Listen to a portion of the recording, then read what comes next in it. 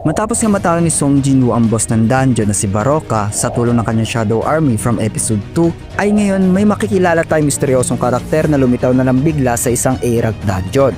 At nagawa nga nito mababagsak ang maraming A-class hunter ng United States. Meron nga itong hindi masukat na kapangyarihan, then nagproklima nga ito na nagmula nga daw siya sa Korea, at sa huling nilalaman ng chapter na ito ay magkakaroon ng hindi inaasahan na balita patungkol sa Jeju Island.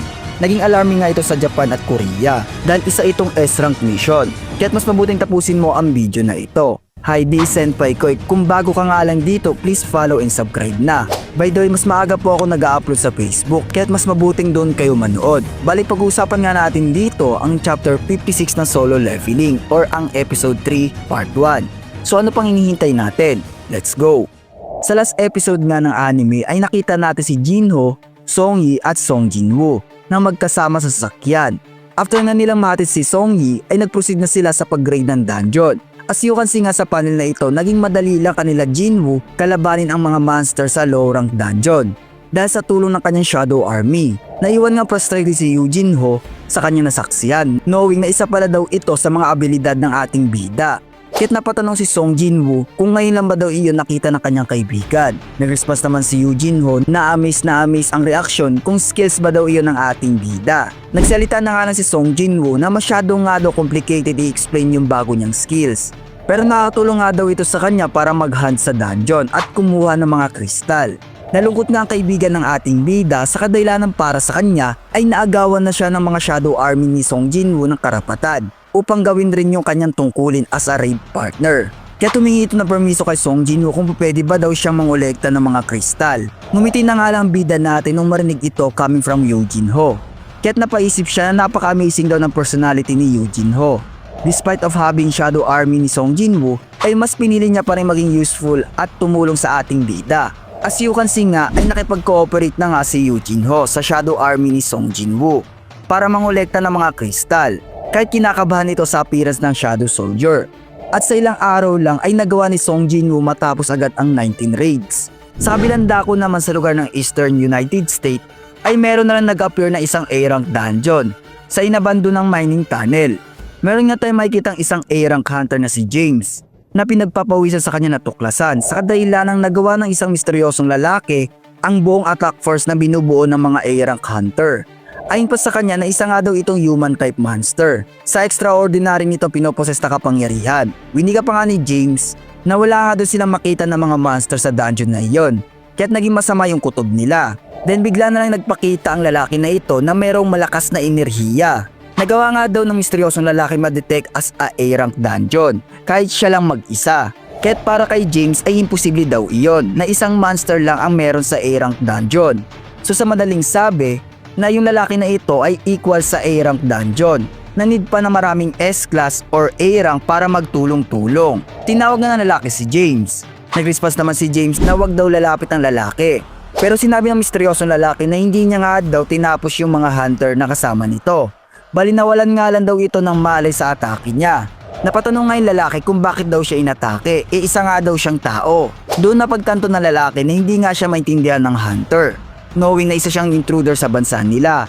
Kaya't nag-English ito na nanggaling nga daw siya sa Korea at gusto niya nga lang daw umuwi. Dinadako naman ang scene sa isang restaurant kung saan nag-uusap si Song Jinwoo at Yoo Jinho. Huminga na paumani si Yoo Jinho sa ating bida sa kadahilanang hindi niya nga daw nadala si Song Jinwoo sa isang maluhong restaurant para i-celebrate ang kanilang success sa pag-clear ng dungeon. Yung response na nga lang ni Song Jinwoo na okay lang daw siya, mas nag-aalala pa nga daw siya kay Yoo Jinho. Dahil sa nanggaling nga daw ito sa mayaman na pamilya. Kumbaga yung normal na pagkikita dito ay hindi okay sa kanya. Nagtanong nga ang bida natin kung ano ba daw ang magiging plano ni Yoo Jinho matapos nilang maklear ang raid. Yung response na nga lang ni Yoo Jinho matapos niya nga daw makuha ang kanyang master license at mapasa ang paper exam ay pupuntahan naman niya ang kanyang ama na merong master license. Bali sa own perspective naman ni Song Jinwoo ay napakaswerte nga daw makareceive ng worth 30 billion na building. Pero hindi nga daw ito enough at parang bonus lang sa kanya. Ang main goal niya nga ay mag-level up pa. Kung inyo mapapansin sa mismong player status ng ating bida ay level 61 na siya. At matataas na yung stats nito. Sa current status nga ni Song Jinwoo ay nasa S-rank hunter na siya matapos niya makipaglaban kay Baraka. Kaya ngayong na-meet niya na ang requirements ay wala na nga daw dahilan pa para sayangin na natitira niyang oras. Dito nga ay hindi maintindihan ni Eugene Ho yung pinagsasabi ng ating bida. Then dito nga ay bigla na lang kinuha ni Song Jin-woo ang isang susi para sa isang Demon Castle door. May A-class nga yung susi na ito, so approximately ito ang pinakadelikadong dungeon na papasukin ni Song Jin-woo. Kaya't dito nagproklima si Song Jin-woo sa kanyang kaibigan na hindi nga daw siya makikita nito dahil may pupuntahan nga daw siya. Nagwika naman si Eugene Ho kung istorbo lang ba daw siya kay Song Jin-woo ay hindi na nga daw niya ito iistorbohin pa ulit. Nung marinig nga ito ng ating bida ay na-misunderstood lang ni Eugene Ho ang lahat sa kadahilan ng may pupuntahan siya. Kaya't ayaw niya maistorbo pa ni Eugene Ho. Kaya't winikan ni Song Jin-woo kung ano ba daw siya para kay Eugene Ho. Then bigla na nga lang nag-office si Eugene Ho patungkol sa kanyang totoong kapatid. Matanda nga daw ito sa kanya ng 10 taon. Ever since nga daw ay never silang nagsama or lumabas. Bali kinukumpara nga ni Eugene Ho ang kanyang kapatid kay Song Jin-woo. Ayon pa sa kanya na niligtas nga daw siya ni Song Jin-woo ang kanyang buhay at tumutulong rin sa kanyang mga problema.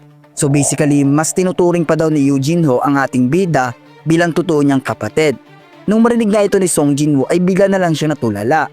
Kaya nagsalita siya kung ganun pala daw ang tingin ni Eugene Ho ay ituturing na rin daw niya si Eugene Ho bilang nakakabatang kapatid niya.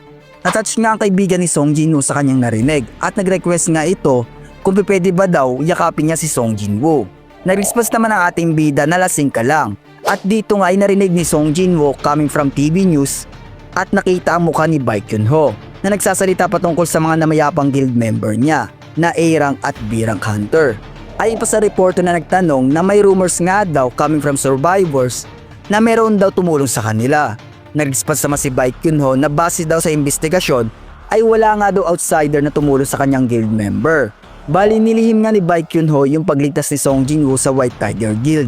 Kaya napatanong ang ating bida kung bakit outsider yung tinutukoy ni Baekhyun Ho. Pero hindi nga nakumbinsi ang ibang reporter sa kadahilan ng bakit daw kinakailangan pa ni Baekhyun Ho bigyan ng mahigpit na seguridad ang mga survivor at hindi pinapayagang ma-interview ng mga reporter. At doon mauputol yung interview kay Baekhyun Ho. Kaya tinala ng ating bida na dahil nga daw ito sa kanya. Mas minabuti nga ni Baekhyun Ho itago yung true identity ni Song Jin-woo. Sa next panel nga, napunta naman yung scene sa headquarters ng White Tiger Guild. Then makikita natin si Baekhyun Ho na exhausted sa naganap na interview. Winikan niya nga dito na napakagaling daw ng mga reporter when it comes sa pagsagap ng mga informasyon. At malailang sandit lang ay tumawag ang tauhan ni Baekhyun Ho na meron daw silang na-receive na request na gusto ni Min Byung-go na kausapin siya. Kaya't dito ay lumipat yung call kay Min Byung-go. Winika nga ni Min Byung-go, narinig niya nga ang balita about sa Red Gate na pinasukan ng guild member ni Baekhyun Ho at karagdagan pa ang mabigat na balitang narinig niya ay yung patungkol sa Japan na binabalak nga daw kausapin ng Japan ang Korean Hunter Association. Kaya't napatanong si Baekhyun Ho kung ano ba daw ang need ng Japan sa Korea at dito ay sinabi ni Min Byung-go yung patungkol nga daw sa S-rank gate sa Jeju Island. Bali sinalaysay nga dito sa 3 attempt operation ng Korea ay still nabibigo pa rin sila. After 4 years ay marami pa rin daw mga giant ants. Naalala nga ni Baekhyun Ho yung sumali rin daw sila mag-attempt na i-clear yung Jeju Island. Isa nga daw yung bangungot dahil muntikan nga sila mapahamak dito. Kasama niya nga doon si Yong na isang S-class hunter na healer. Kaya nag-agree siya na napakadelikado nun. Nag-response naman si Min Byung-go, ang mga langgam nga daw sa Jeju Island ay nagkaroon ng mutation or nag-evolve yung appearance nila at ability. Kaya't nagulat si Baekhyun Ho kung bakit daw nagkaroon ng mutation. Ang pagkakalam niya nga daw dito ay mga langgam sila na namamalagi sa Jeju Island, kumbaga wala silang kakayahan lumabas sa mismong island. Kaya't mas mabuti nga lang daw na hayaan na lang sila dahil hindi sila malaking problema sa mga tao as long na wag lang daw itong pupuntahan. Pero doon sinabi ni Min Byung-go yung patungkol sa mutation na kaya na daw ng mga langgam na ito makalipad at maglakbay sa dagat palabas ng Jeju Island. Bali base nga daw ito sa impormasyon na nasagap nila sa Japan Coast Guard na may namataan silang patay na langgam na merong pakpak.